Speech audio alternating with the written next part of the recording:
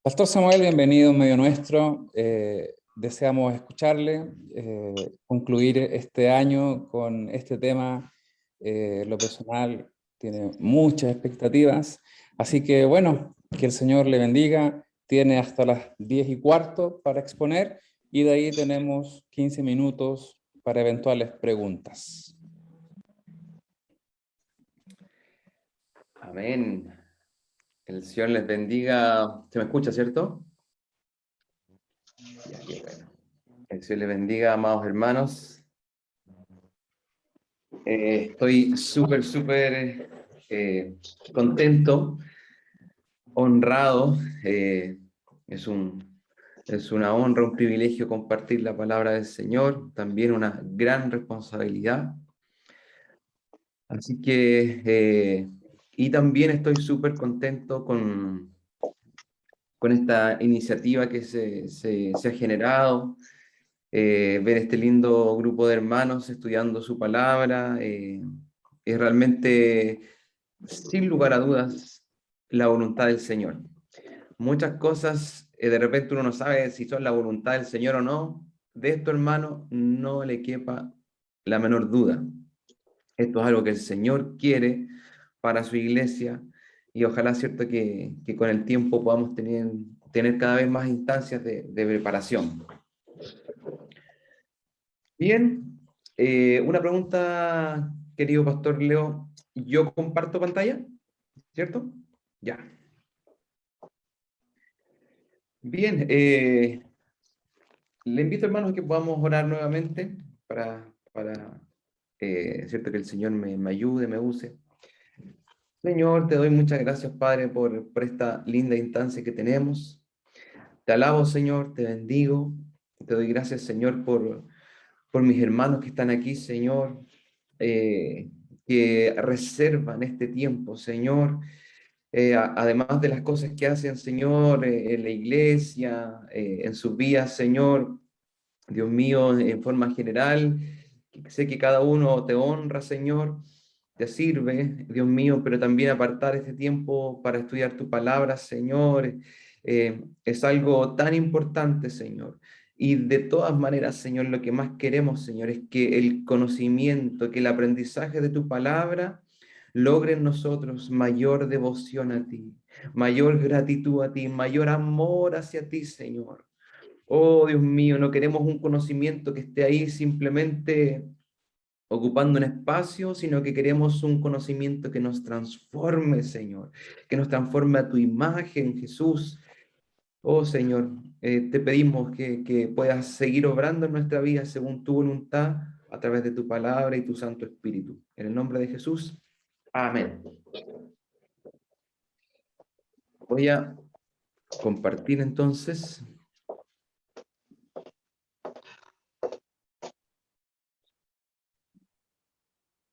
Ya, se ve entonces mi pantalla, ¿cierto?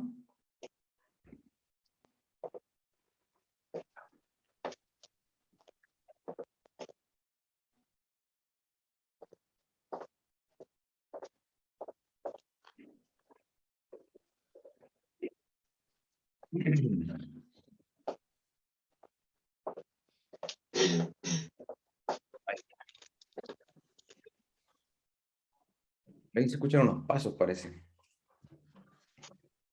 Bien, hermanos, el tema que quiero compartir, ¿cierto? Y que para este último ciclo ya del estudio, es la iglesia y el mundo. Tenemos, ¿cierto? La iglesia que ha sido creada por el Señor, que debe ser su reino acá en la tierra, que tiene un propósito específico. Y por otro lado, la contraparte, el mundo, un mundo, ¿cierto? Que está en constante y en abierta rebeldía al Señor, por ende en tinieblas. Bueno, ¿cuál es la misión entonces de la iglesia en el mundo? Vamos a verlo, este tema, en 4 clases, y aquí traje el contenido general, ¿cierto?, de las 4 clases, para que usted ya vaya, ¿cierto?, vislumbrando lo que vamos a ver en estas 4 clases.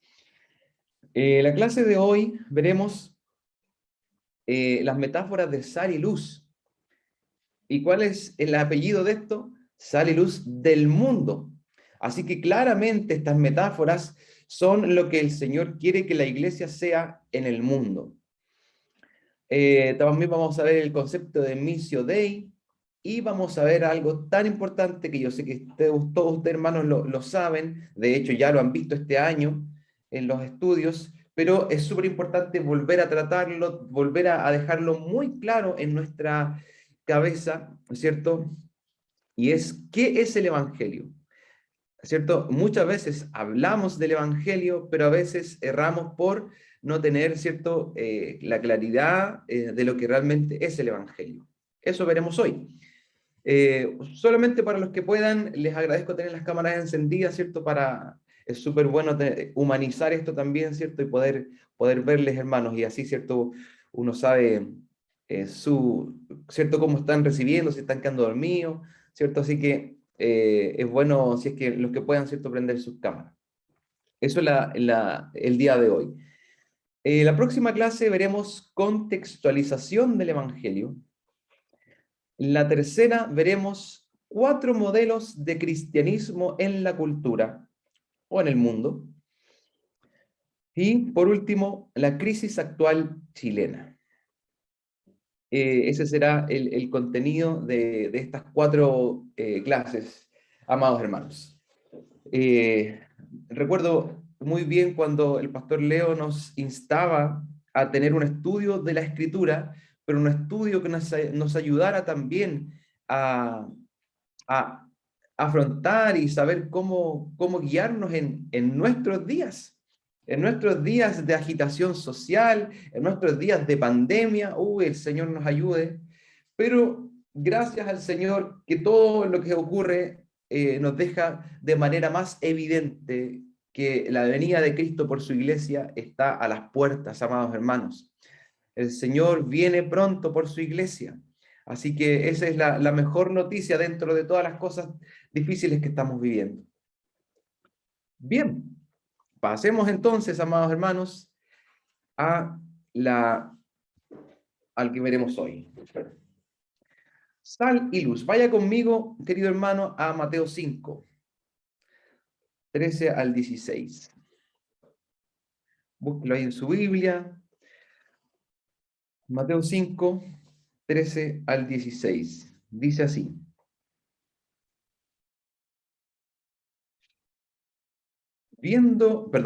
Estaba leyendo la Bienaventuranza. Vosotros sois la sal de la tierra. Pero si la sal se desvaneciere, ¿con qué será salada? No sirve más para nada, sino para ser echada fuera y hollada por los hombres. Vosotros sois la luz del mundo. Una ciudad asentada sobre un monte no se puede esconder, ni se enciende una luz y se pone debajo de un almud, sino sobre el candelero y alumbra a todos los que están en casa. Así alumbre vuestra luz delante de los hombres, para que vean vuestras buenas obras y glorifiquen a vuestro Padre que está en los cielos. El Señor usa estas 2 metáforas para decirnos qué debe hacer, cómo debe comportarse la iglesia en el mundo. Como ya dije, la iglesia, ¿cierto?, que es creada, comprada por el Señor y que debe mostrar, ¿cierto?, una identidad tan diferente, que es, ¿cierto?, la identidad del reino de los cielos, versus este mundo caído. Sal y luz. Partamos entonces con la sal. Antes de que existiera la refrigeración, ¿cierto? Todos nosotros en la casa tenemos un refrigerador, creo que, o la mayoría debe tener, ¿cierto?, un refrigerador, y que cuando se nos corta la luz nos damos cuenta de lo importante que es. ¿cierto? A veces se corta la luz y ¿qué vamos a hacer con la carne que está ahí? ¿Cierto? Sabemos que es muy importante para la conservación de los alimentos. Bueno, el refrigerador es un artefacto moderno. Bueno, ¿cómo se hacía antes para conservar los alimentos, la carne, por ejemplo? Bueno, en los tiempos de Jesús, la sal era usada, ¿cierto? Principalmente para evitar la descomposición. eh, y aquí ya podemos darnos cuenta de inmediato, ¿cierto? Parte de la idea de lo que Jesús quiso decir. Si la sal evita la descomposición, nos damos cuenta claramente que este mundo está en una constante descomposición. Un paréntesis solamente, hay hermanos, ¿cierto?, que creen que nosotros ya estamos viviendo el milenio y que la iglesia va a triunfar y que cuando la iglesia triunfe vendrá Cristo. Eh, yo creo que esta pura metáfora del Señor habla todo lo contrario. Habla de que el mundo está en descomposición. Y una descomposición, ¿cierto?, que se acentúa con el tiempo. Y es lo que estamos viendo hoy en día. Así que, amados hermanos, la sal ayuda a que esta descomposición no se acelere tan rápido y ayuda a detener en parte esta descomposición. Bueno, ¿cómo podemos evitar esta descomposición? La verdad es que también la sal ayuda en cierta manera como un insecticida, una especie de componente también que evita lo negativo.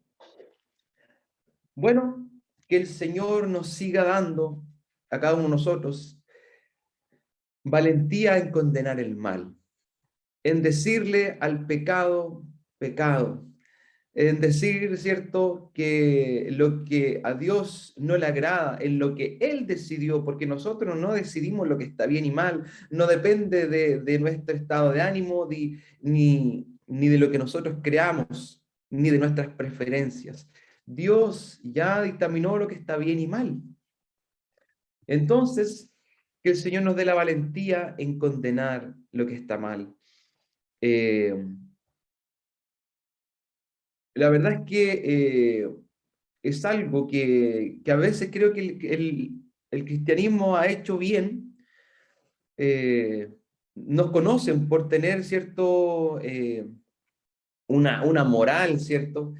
Em, pero lo que encuentro a veces que no está tan bien es que a veces nuestra moral está quizás muy reducida a ciertos tipos de pecados.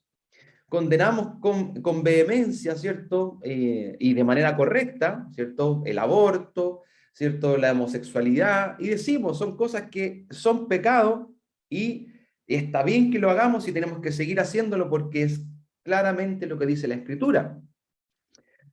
Pero también a veces hay otros pecados, ¿cierto? Y la verdad es que la Biblia no los pone mucho en un escalafón y que no los condenamos mucho, ¿cierto? Como la corrupción, como el cuidado del medio ambiente. Entonces, que el Señor nos ayude a realmente condenar y ser una voz que condena el mal, pero no solamente cierto tipo de mal, sino que el pecado en general, que, ¿cierto?, está en contra de la voluntad del Señor. Eso sí, también tenemos que ser valientes en condenar el mal, pero no, como se dice, no le vamos a pedir peras al olmo. Muchas veces nosotros queremos que la gente que no tiene al Señor, que no tiene al Espíritu Santo, viva a la misma altura de santidad que debemos vivir los cristianos.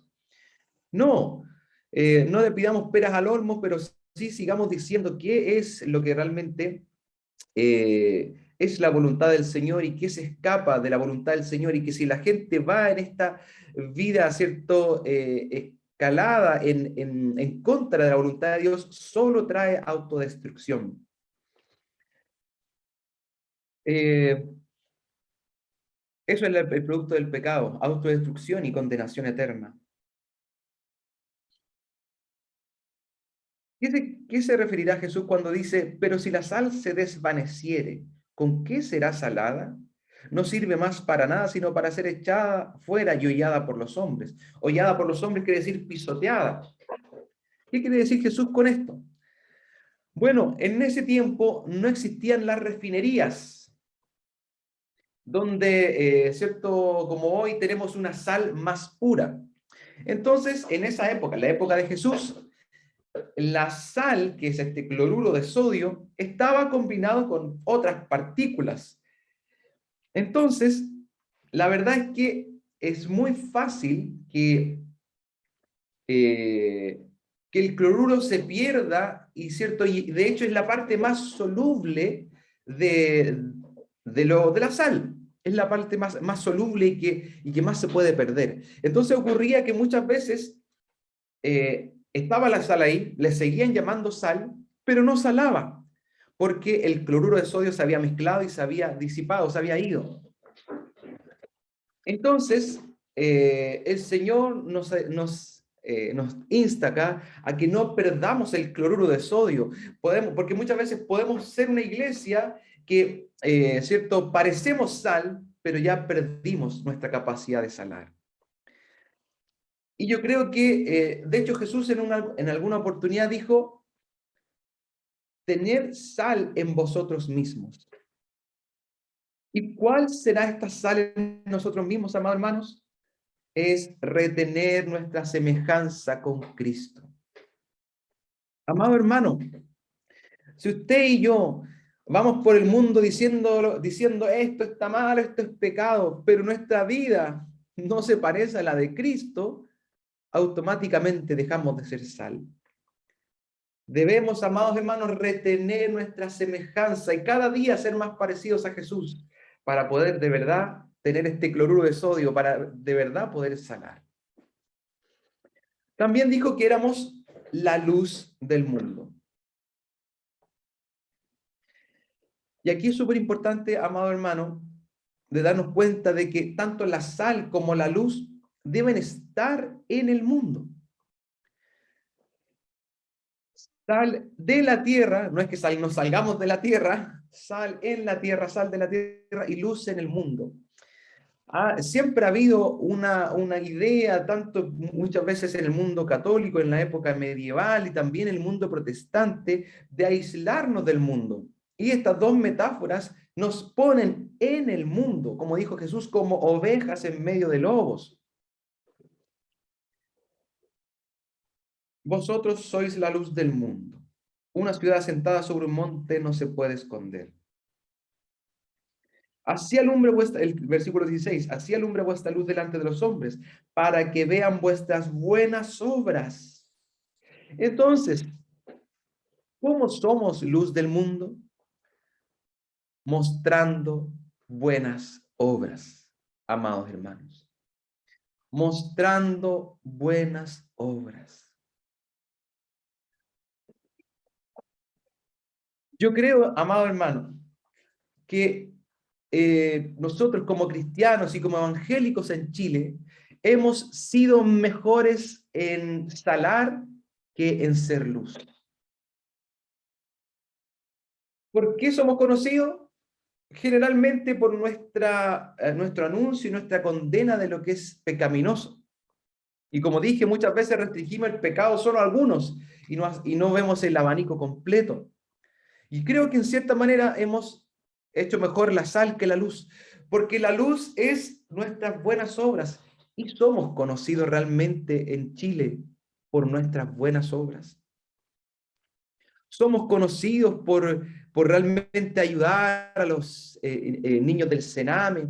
Somos conocidos por adoptar niños que están en situación vulnerable. Somos conocidos por ayudar, ¿cierto? Quizás a tantos hermanos que la están pasando mal, ¿cierto? Y que vienen del extranjero. Somos conocidos por hacer actos de amor y misericordia. La verdad es que no mucho, no mucho. Y eso es algo que tiene que cambiar, hermanos. Debemos ser sal y luz. Me alegro mucho con instancias, ¿cierto? Como la Fundación Amor que hay, ¿cierto? Entre algunos hermanos de nuestra congregación. Me alegro mucho también de conocer hermanos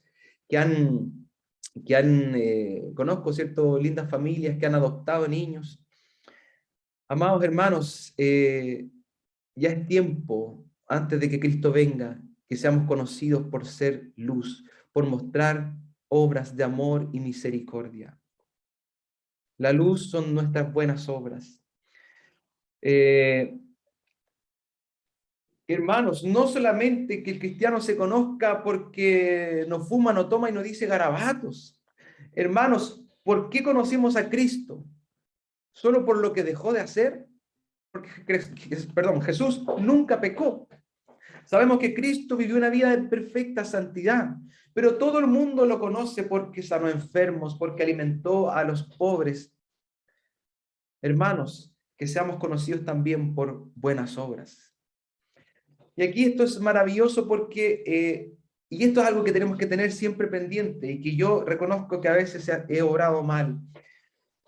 La luz que mostramos de las buenas obras no es una luz propia. Aquí no tenemos que correr con colores propios ni llevarnos la gloria. Nosotros somos reflejo de una luz mayor, que es Cristo. Dice aquí, para que glorifiquen a vuestro Padre. O sea, cuando vean las buenas obras deben glorificar a nuestro Padre. ¿Por qué? Porque Cristo dijo que realmente Él es la luz y nosotros alumbramos por reflejo. Por eso puse aquí, no es luz propia. Nosotros somos la luna, Jesús es el sol. ¿Se acuerda cuando estudió en el colegio? Y de repente nos dimos cuenta, la luna no es como una linterna, no es que alumbre por capacidad propia. La luna solo alumbra porque refleja la luz del sol. Hermano, ¿cierto? Amado hermano, cada uno de nosotros somos llamados a hacer luz de esa manera. Que brillemos porque reflejamos una luz mayor, la luz del sol, la luz de Jesús. Muchas veces no hacemos buenas obras y decimos, sí, es porque tengo una moral diferente, es porque soy diferente. Muchas veces queremos nosotros quedarnos con la gloria por las cosas buenas que hacemos. No somos como José, no somos como Daniel, que cuando le decían, oye, ¿es verdad que interpretas sueños? No, no soy yo, el Señor es el que los hace y me usa. Amados hermanos, que cada buena obra que hagamos sea para glorificar a nuestro Padre que está en los cielos. Bien, sal y luz. Vamos ahora a lo siguiente. Recuerde que hoy día íbamos a ver sal y luz, Missio Dei y el Evangelio. Vamos a pasar ahora a Missio Dei. ¿Qué será esto? Vaya conmigo a Juan 20, versículos 21 y 22. Juan 20, versículos 21 y 22.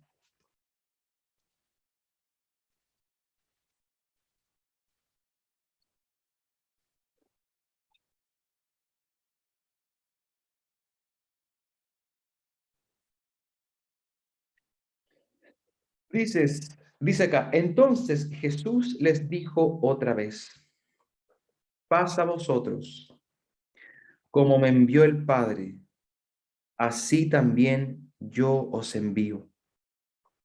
Y habiendo dicho esto, sopló y les dijo, recibid el Espíritu Santo. Hasta ahí. Missio Dei es una palabra, ¿cierto? En latín, que quiere decir la misión de Dios.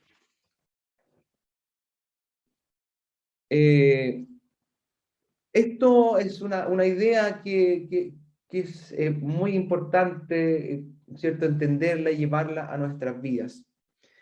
Misión de Dios.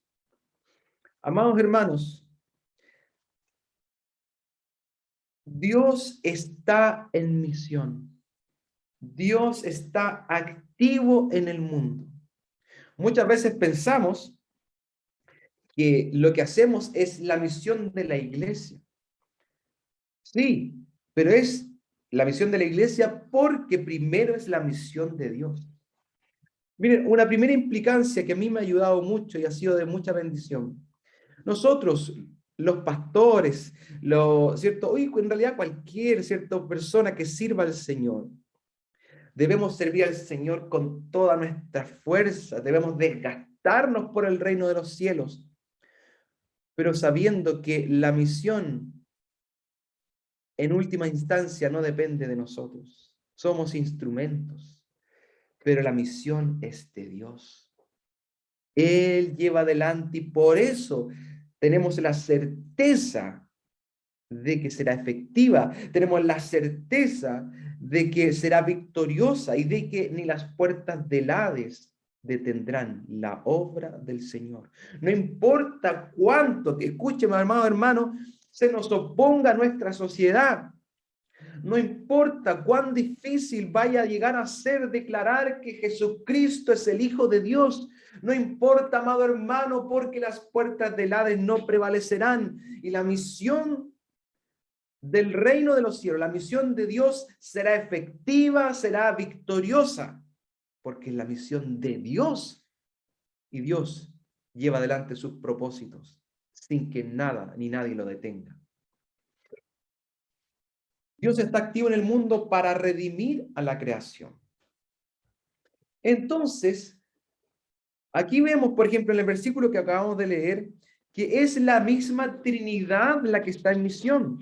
Aquí dice, pasa a vosotros. Algunos comentaristas dicen que dice Jesús, pasa a vosotros, no solamente porque sea un típico saludo judío, sino que porque se le estaba presentando como el Cristo resucitado.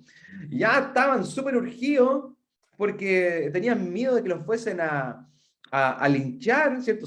Estaban reunidos en secreto, y más encima ahora ven a alguien que había muerto vivo, o sea, necesitaban paz en este momento. Y aquí dice, como me envió el Padre está en misión. Es un plan redentor desde antes de la fundación del mundo. Dios se está moviendo. Dios escogió a Abraham, lo llamó para que fuese finalmente luz a las naciones, que eso llega a través de Jesucristo. Dios está en misión y envía a su Hijo. El Hijo viene a este mundo y antes de irse dice, no os dejaré huérfanos, os conviene que yo me vaya. Y envía el Santo Espíritu, pero no sin antes decir, como el Padre me envió, así también yo os envío. La Trinidad, el Dios Trino, está en misión, activo en el mundo, y para desarrollar el plan, ¿cierto?, de su misión, ahora envía a su iglesia. A su iglesia. Somos enviados, así como el Padre envió al Hijo, el Hijo ahora nos envía a nosotros. Por lo mismo tenemos que ser sal y luz, encarnarnos, así como Cristo se encarnó, encarnarnos en el mundo para cumplir el plan redentor del Señor.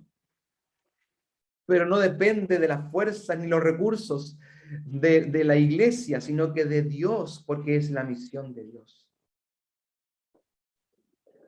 La iglesia no solo debe tener un estamento de misión, nosotros como iglesia tenemos, yo estoy tan contento de que por fin tengamos un estamento de misiones, estoy súper contento, me alegro por cada martes que con los hermanos de Julio Dávila podemos orar por misiones, ¿cierto? Es un tiempo especial, el saber, ¿cierto? Y tener en constante oración por nuestros hermanos, ¿cierto? Pía, Sebastián.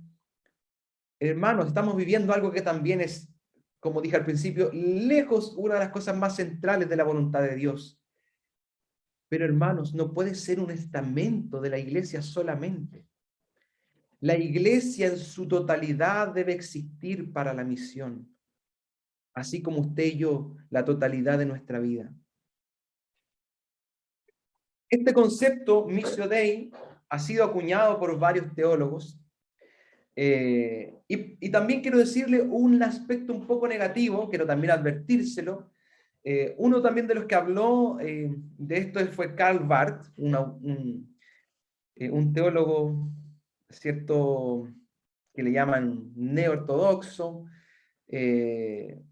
Bueno, la verdad es que hay algunas cosas muy interesantes que aprender de él, pero otras cosas que estamos bien reacios y contrarios a su pensamiento. Pero él ocupó mucho este concepto, junto con otros teólogos también. Y bueno, hay una idea detrás de que algunos han tomado, que la verdad es que yo la encuentro peligrosa, no del todo falsa, pero peligrosa, y que quiero que podamos también tener ojo con esto. Hay algunos que ven que, claro, como la misión es de Dios, Dios está activo en el mundo de diversas maneras, y algunos ven a Dios activo en el mundo en los movimientos sociales, en los movimientos de reivindicación, ¿cierto? Algunos ven que Dios está activo, pero es un poquito de aquí, se me quedó pegado. ¿Dónde quería mostrar?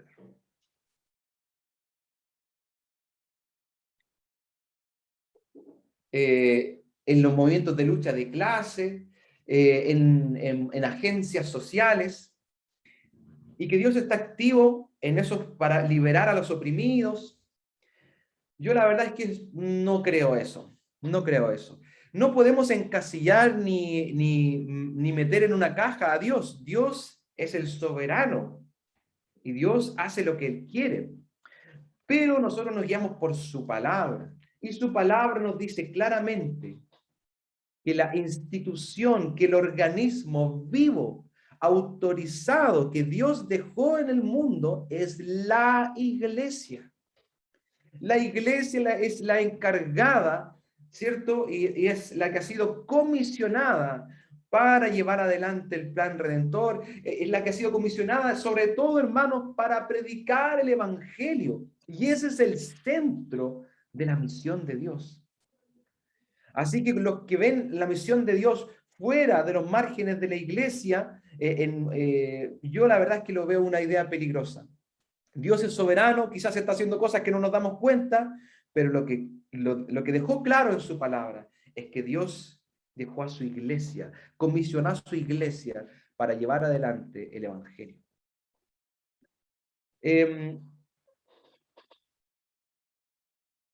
Para terminar con esta idea de Missio Dei, quiero decir lo siguiente. Hay un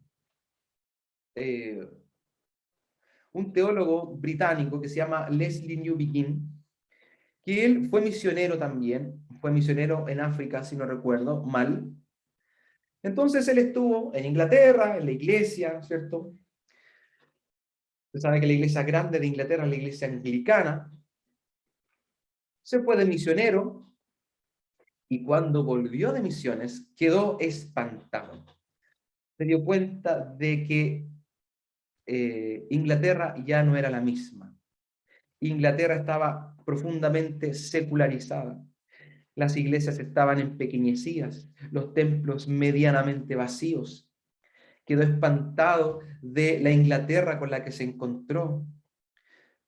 Y se empezó ya a llamar a la época de Occidente ya como la época post-cristiana. Por muchos años, a pesar de los grandes errores que cometió Occidente, pero por muchos años, los tutores morales de Occidente fueron los cristianos y la Escritura. Pero desde un tiempo a esta parte ya hemos sido relegados y se puede hablar ya de la época postcristiana.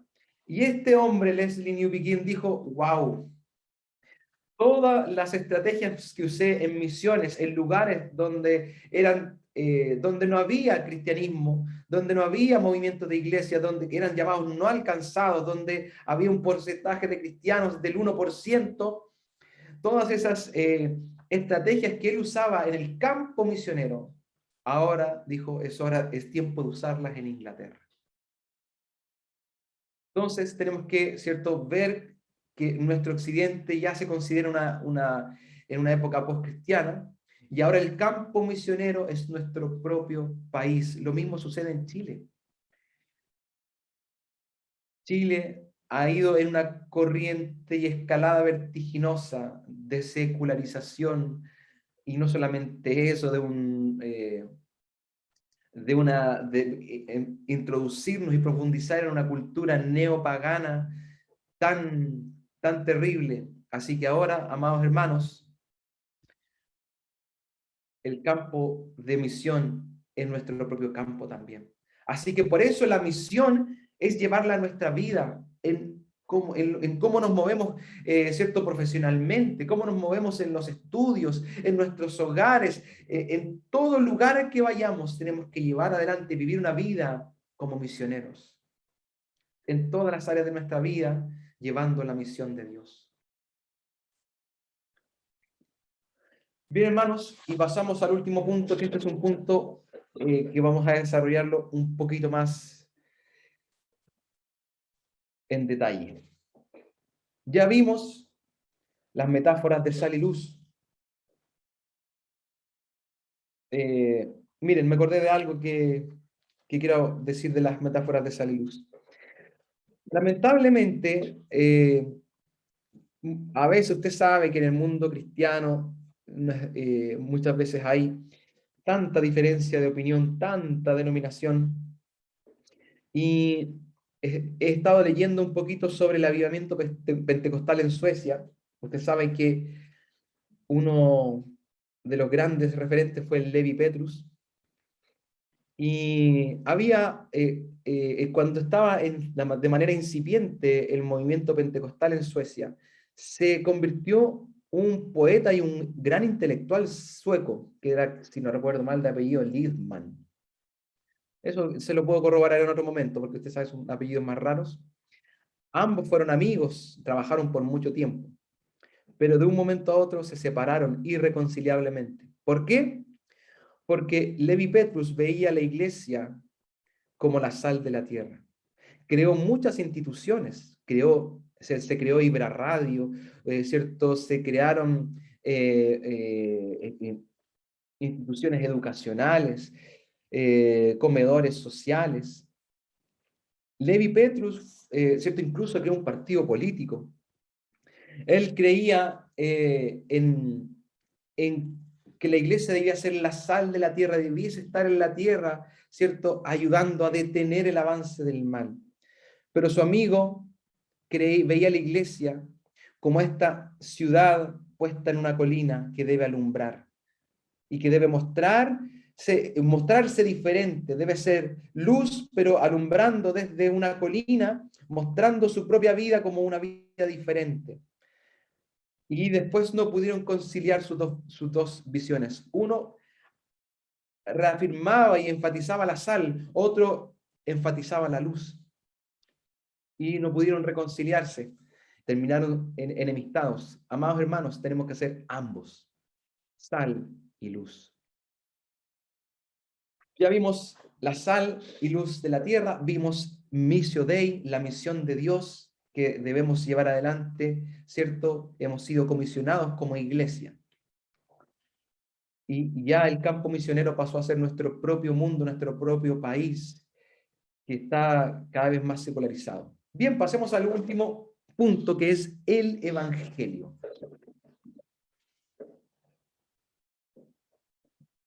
Quiero partir diciendo lo que no es el Evangelio.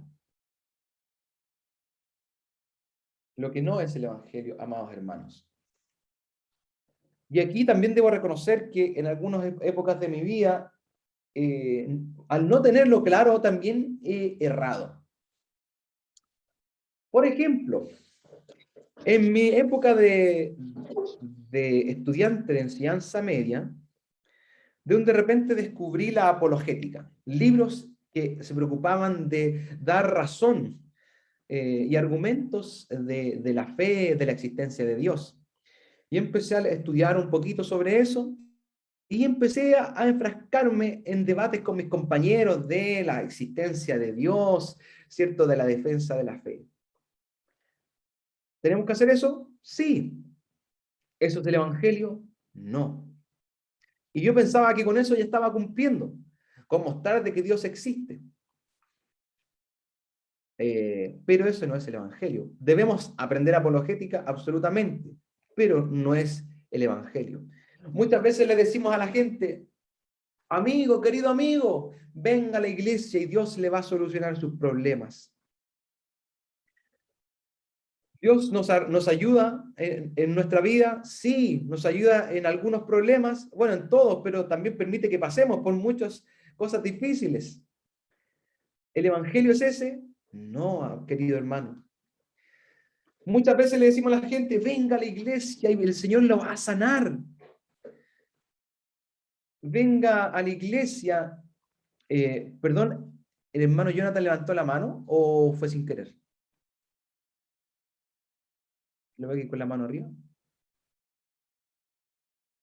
¿No? ¿Alguna pregunta, algo así? Parece que no. A lo mejor se equivocó. Parece. Ya, entonces, me perdí. Lo que no es, ¿cierto? Muchas veces le decimos a la gente, venga a la iglesia para que el Señor le sane. ¿El Señor sana? Por supuesto, somos pentecostales, por hermano, creemos que el Espíritu Santo obra a través de sus hijos. Y obra en sanidad, en milagros, absolutamente. Pero ¿es el evangelio decirle a la gente que el Señor le va a sanar? No. Por supuesto que el Señor los sane es una muestra de un adelanto del reino de los cielos, pero no es el evangelio. Y hoy en día hay gente que le dice que nosotros, gracias al Señor, no hemos caído en eso, el Señor nos libre, que dicen, venga acá venga a la iglesia para que el Señor lo prospere, dé 10.000 y el Señor le entregará 100.000, venga para que el Señor si usted le quite el espíritu de pobreza. Bueno, cada estupidez que uno ha escuchado, eso, el falso evangelio de la prosperidad, no es el evangelio en absoluto. Muchas veces nuestra proclama es una exigencia moralista, ¿cierto? Las cosas que la Biblia condena, la estamos hablando. Como dijimos, eso está bien como sal. Tenemos que decirle a la gente que si vive una vida, ¿cierto?, en pecado sin arrepentirse, es solamente destrucción. Pero bueno, ¿qué es el Evangelio? El Evangelio, hermanos, son buenas noticias. De hecho, esa es la traducción. Buenas noticias. A veces lo que predicamos no suena a buenas noticias. Son buenas noticias. El Evangelio son noticias en lugar de instrucciones. Y son buenas noticias ¿de qué? De que hemos sido o se ha hecho algo por nosotros para ser rescatados y salvados. Buenas noticias de que se ha hecho algo por nosotros para ser rescatados y salvados. ¿De qué? ¿De qué hemos sido rescatados y salvados? Algo que hoy, ¿cierto?, muchos no quieren ver, pero está claro en la Escritura, de la ira de Dios, de la ira de Dios. Querido hermano, todo lo malo que vemos en nuestro mundo, las guerras, las injusticias, la corrupción, todo, ¿cierto?, es producto del pecado, de la rebeldía del hombre con Dios. Este mundo está bajo pecado, está bajo la caída, y por eso es que vemos incluso ¿cierto?, el deterioro de la naturaleza, ¿cierto?, por cómo el hombre indiscriminadamente la ha explotado. El pecado ha traído incluso problemas en la misma creación. Por algo dice la Escritura que la creación gime. Amados hermanos, todo lo malo que vemos de este mundo ha sido producto del pecado del hombre. Así que el hombre está bajo la justa ira de Dios. Entonces, también somos rescatados, amados hermanos, de nuestros pecados, como ya dije, que en el fondo representan nuestra vana manera de vivir. El pecado produce condenación, produce esclavitud. El Señor, bendito Evangelio, que nos libró de esa vana manera de vivir, de esclavos al pecado. Y el Señor nos ha librado de eso. Hemos sido rescatados. El Evangelio es noticias de lo que Jesucristo ha hecho para restablecer nuestra relación con Dios. como el pecado nos separó de Dios, ¿cierto? El Evangelio son las noticias de lo que Jesucristo hizo para restablecer nuestra relación con Dios. Entonces, amado hermano, estos 3 puntos que tengo acá, se podría decir que son lo irreductible de lo que es el Evangelio. Aquí está concentrado el Evangelio. Esto debemos tenerlo claro como el agua, porque esto es el Evangelio. Estos 3 puntos que tengo acá. El primero, el Hijo de Dios se entregó a sí mismo y vino al mundo en Jesucristo, convirtiéndose en siervo. Eso se podría resumir en una sola palabra: encarnación. 2, murió en la cruz como sacrificio sustitutivo. Murió en la cruz en nuestro lugar. Y eso lo podríamos resumir ya sea como sustitución o como expiación. Y 3, se levantó de la tumba como primicia de un mundo totalmente renovado. Aleluya, amado hermano. ¿Cómo podemos resumir esto? Resurrección. Resurrección. Hermanos, estas son las buenas noticias. Este es el centro del Evangelio. Este es el Evangelio. Estas son las buenas noticias de lo que Jesucristo ha hecho para restablecer nuestra relación con Dios. Así que, amado hermano, si usted le dice a su amigo que el Señor le va a ayudar en sus problemas, está bien. Si usted le dice a su amigo que el Señor le puede sanar, por supuesto que está bien. Pero esos son efectos, pero todavía no llega al área chica. ¿Cuál es el área chica? Esto. Cuando usted presente estas noticias, usted ha predicado el Evangelio.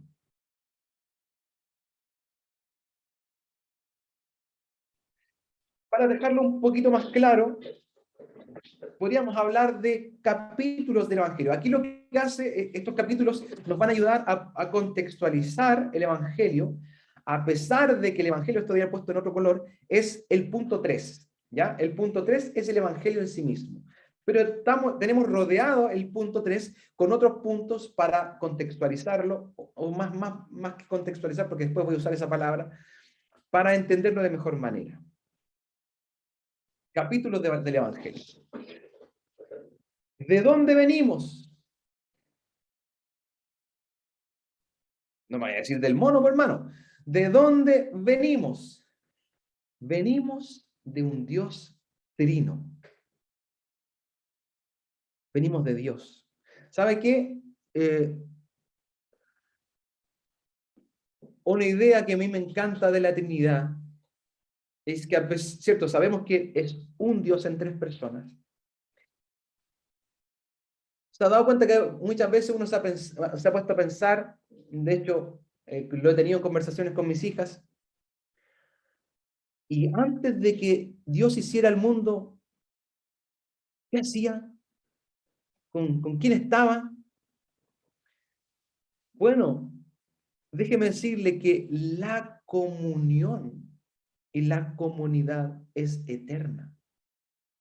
Hay un teólogo que le llama la danza de Dios. La comunión, la comunidad es eterna porque son 3 personas. Dios, un Dios. Sabemos que esto vuela la cabeza entenderlo, pero así lo declara la Escritura. Un Dios en 3 personas. Son Padre, Hijo, Espíritu Santo que se han amado, apoyado por la eternidad. Así que, amado hermano, si usted es un llanero solitario que le gustan las reuniones por Zoom y no quiere volver a congregarse físicamente, déjeme decirle que la comunión es parte de la identidad de Dios. Debemos estar juntos, hermanos. Venimos de un Dios trino y que donde el amor, la amistad, la comunidad han existido desde la eternidad. Dos, ¿por qué se dañó todo? ¿Cierto? Todo se derrumbó, como dicen por ahí, ¿cierto? ¿Cómo llegó a desmoronarse todo? Ya lo dijimos, por el pecado. Este es el segundo capítulo. La caída, el pecado. Adán y Eva dijeron, bien Dios, tú nos dices que esto es lo que tenemos que hacer, pero nosotros queremos gobernarnos a nosotros mismos. El pecado que trajo, como ya dije, esclavitud y condenación. Dios nos creó para que lo adoráramos y sirviéramos y amáramos a los demás. En cambio, vivimos vidas centradas en nosotros mismos. Ni en Dios ni en el prójimo, sino que en nosotros mismos. El pecado, este errar al blanco, ha sido lo que, como ya dije, ha traído todos los males de esta sociedad. Se dañó todo por la rebeldía a la autoridad de Dios. Ese es el segundo capítulo. Y ahora viene el Evangelio. Ya les dije, hermanos, es el capítulo 3. Ahora viene el glorioso Evangelio que nos presenta su palabra. ¿Cómo se arreglan las cosas? El Evangelio es la respuesta. A través de la encarnación, sustitución y restauración. Hermano, estas palabras apréndaselas de memoria porque engloban, ¿cierto? Y también nos pueden ayudar a retener mejor el contenido del Evangelio. El Evangelio, encarnación, el Dios mismo se hizo hombre. Fue Emmanuel, Dios con nosotros. Y no vino para que, y no pidió una alfombra roja para que lo recibieran, sino que vino a servir. Vino a servir. El Dios creador del cielo y la tierra se encarnó y vivió en medio de nosotros, mostrándonos el reino de los cielos, mostrándonos al Padre. Nos mostró al Padre. Jesucristo es la revelación más plena del Padre, de Dios. Encarnación, sustitución. La cruz, hermanos. Jesucristo vino y hoy en día hay una corriente que dice, no, hablemos de la vida de Jesús, de cómo vivió Jesús, y si quieren olvidar de la cruz, está bien, veamos cómo vivió, veamos sus enseñanzas y vivamos como Él, pero claramente Cristo vino con una misión, Cristo vino para morir. El centro del propósito de Jesús en la tierra fue la cruz.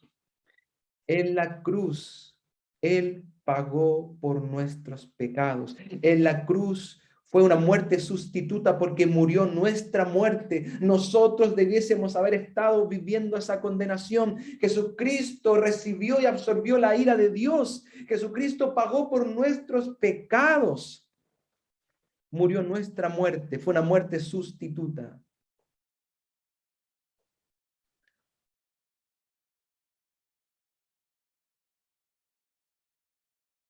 Jesús vivió una vida perfecta, el único ser humano que lo ha hecho.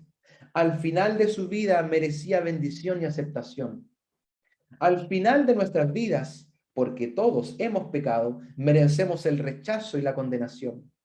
Jesús recibió en nuestro lugar, en la cruz, el rechazo y la condenación que nosotros merecemos, para que al creer en Él podamos recibir la bendición y la aceptación que Él merece.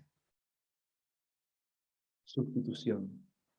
No solamente tomó nuestro lugar, sino que también gracias a su obra en la cruz, nosotros podemos ser salvos y ser llamados hijos de Dios. Y por último, no podemos olvidarnos de lo que pasó al tercer día, por hermanos, la resurrección. Jesucristo resucitó y esto transformó la vida de los discípulos que estaban con miedo, amedrentados. Vieron a Jesucristo resucitado y fueron por todo el mundo y no les importó ser mártires. No les importó ser muertos, ¿cierto? Ser perseguidos porque no podían callar lo que habían visto y oído. Vieron a Cristo resucitado. La resurrección es la confirmación de que lo que Jesucristo dijo de sí mismo era cierto. Es la vindicación por parte del Padre de que Jesús es el Mesías, de que Jesús es el Hijo de Dios. Pero ¿sabe qué, hermano? La resurrección es un tema tan apasionante. La resurrección también es la primicia de este cielo nuevo y tierra nueva. Es la primicia de la restauración final de todas las cosas. Nuestros cuerpos también serán transformados a semejanza del de Él, y esta tierra que gime también será transformada en cielo nuevo y tierra nueva. Así que esta resurrección también es un anticipo de esta restauración futura, plena. Ahí tenemos el Evangelio, encarnación, sustitución y restauración. Así que esto, hermano, es súper importante que usted lo viva, se lo aprenda, y para que podamos ser la iglesia que el Señor quiera, predicando, ¿cierto?, estas buenas noticias. Y por último, el último capítulo, ¿cómo puedo ser salvo? Por la fe. Por la fe. Por creer y confiar en lo que Cristo hizo por mí y comenzar una vida de obediencia al Señor. Ahí están los capítulos del Evangelio, para entenderlo de una mejor manera. Wow, se nos está yendo la hora, de hecho ya se nos fue. Ya, esto vamos a tener que quizás profundizarlo un poquito más la próxima semana, pero quiero solamente decir un par de ideas. El Evangelio lo afecta a todo. La encarnación y el aspecto invertido del Evangelio. No vamos a leer estos versículos porque ya se nos fue la hora. El Señor vino al mundo y, querido hermano, el Rey del universo, el Creador del cielo y la tierra, se convirtió en siervo. ¿Podemos darnos cuenta de lo que sucede aquí? No tenía dónde recostar su cabeza. Es una total inversión de los valores de este mundo, que anhela poder, que anhela reconocimiento, que anhela popularidad, que anhela riquezas. Cristo, el creador del cielo y la tierra, vino para servir, vino para darse a sí mismo. La expiación y el aspecto de adentro hacia afuera del Evangelio. Cristo criticó una y otra vez la religiosidad externa, porque había gente que decía seguir a Dios, los fariseos, y vivían un sinfín de normas y de cosas meticulosas que hacían, de lavados de manos, de un montón de cosas que le añadieron a la ley. Vivían una ritualidad excesiva, pero les dijo claramente: ustedes son sepulcros blanqueados. Tanto Jesús como Juan el Bautista claramente les dijo que por fuera se ven bonitos, pero por dentro están podridos. La expiación y el aspecto de adentro hacia afuera. El Evangelio afecta a nuestro corazón, a nuestro interior, transforma nuestra vida interior, y eso obviamente se ve reflejado en nuestra vida exterior, pero no es al revés. No podemos vivir una vida de apariencias, no podemos vivir una vida de adoración de labios hacia afuera, una vida, ¿cierto?, religiosa donde nos vemos, pero no somos. Es un cambio de adentro hacia afuera. Y por último, la resurrección y el aspecto de adelante hacia atrás del Evangelio. Hermano, cuando Cristo vuelva y finalmente, ¿cierto?, venga y establezca su reino, de ahí en adelante habrá justicia, paz, estará su reino en plenitud, no habrá más llanto ni dolor. Pero la resurrección ya nos dice que hay un adelanto en nuestro tiempo de ese reino venidero. De hecho, Jesucristo dijo que el reino ya está presente. Los mismos milagros que Jesucristo hizo y las mismas obras milagrosas que hoy siguen ocurriendo son un adelanto de ese reino. Hoy tenemos que vivir en nuestra identidad como ciudadanos del reino de los cielos. Ese reino futuro lo tenemos que vivir en el día de hoy, en nuestra identidad, en nuestra semejanza a Cristo. Y es un ya, pero todavía no, pero es un reino que pronto ya será instaurado de manera definitiva por nuestro Señor. La próxima semana voy a profundizar un poquito más en estos 3 puntos donde el Evangelio lo afecta todo.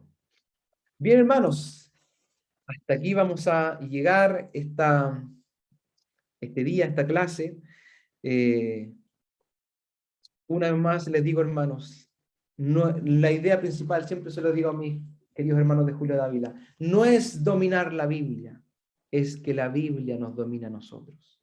No debe ser un conocimiento muerto, debe ser un conocimiento que nos transforme. Amén.